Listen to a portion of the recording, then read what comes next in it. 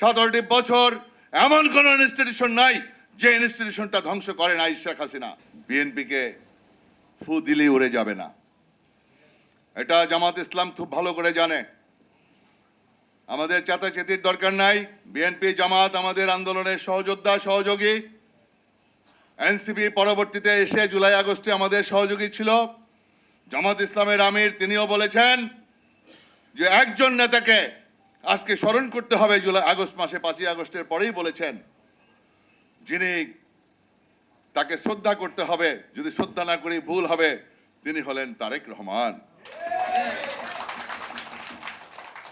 আমরা বলি না, তারেক সাহেবও দাবি করবে না, বিএনপির কেউ আমরা দাবি করি না, কিন্তু মানুষে বলে, মানুষে যেটা বলবে সেটাই বাস্তব। আমরা সেটা দাবিও করতে চাই না, আমরা একক দাবিও করতে চাই না। সুতরাং আমরা সবাই মিলে এই ফ্যাসিস্ট মাফিয়া সরকারকে আমরা উৎখাত করেছি, বিদায় করেছি, এটাই বাস্তবতা।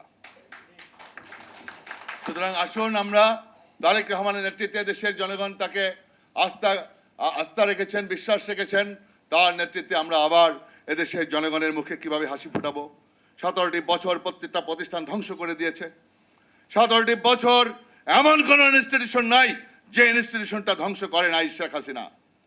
সেনাবাহিনী, পুলিশ, বিডিআর, আপনার বিচার বিভাগ, হাইকোর্ট, সুপ্রিম কোর্ট, জজ কোর্ট, সব জায়গায় ধ্বংস করে দিয়েছে।